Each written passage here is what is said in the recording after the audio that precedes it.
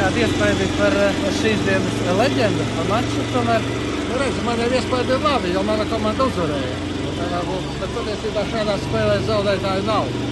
Jo mēs jau ģērbtuvē runājām, un mūsu treneri teica, un otrs komandas treneri teica, ka tam līdzīgas spēles publikā jārīko biežāk. Un tas svarīgi, tas uzvar apskatīt, ka skatītāji bija. Ir cieti kādi 4-5 tūkstoši kādu spēli gatāvi. Arī cilvēkiem jāatgādina par tiem, kuri viņus priecē NTJos pasaules čempionātos. Tas gluži manas domas, sēžot tribīnēs, kāpēc lai šādas spēles nenotiktu arvien biežāk. Varbūt viņam nebūtu jāsaucas leģendu, maču to nosaukumu jau var mainīt. Nosaukums nav, jā, to var mainīt. Arī rezultāts ir leģendārs. Guntis Galiņš, ja nemaldos, bija rezultatīvākais pamatlaikā. Varbūt, mums Širokovs tur, Koba sadara piespēles. Bet, kas visu izšķīra?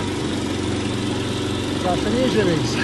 Pats arī Niževie komandai, pats ir Niževīgs arī rezultātu 11-10.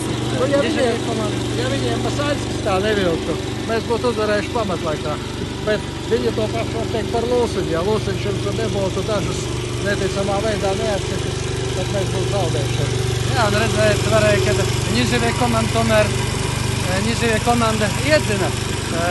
Otrā perioda, otrajā pusē, mēs redzējām rezultātu starpība bija, ja nevaldos 3-7 bija rezultāts, un ļoti centīgi. 3-6, noņēma, vispirmā kārtā noņēma vārdsargu, beigās pat tik netradicionālu manevru, ka paši nogaros piesaules vārdus. Nebija variantu, vajadzēja riskēt, jo mēs arī tur, principā, gandrīz pat neapspriedāmies. Uzreiz tiklīdz viņi dabūja noraidījumu, beidz skaidrs, ka jāvien, kāda starpība? 4-7 vai 4-8. Zaudēt, tas zaudē, bet vismaz izdari visu, lai nezaudētu. Šoreiz tas atmaksāja. Tieši tā, tas atmaksājas. Es domāju, ka treneri baigi daudz apspriedās, taču izrādās ne. Mēs vēl esam tuliņ pārlielizēsim spēli nedaudz. Šī bija hokeja leģendu minūtes.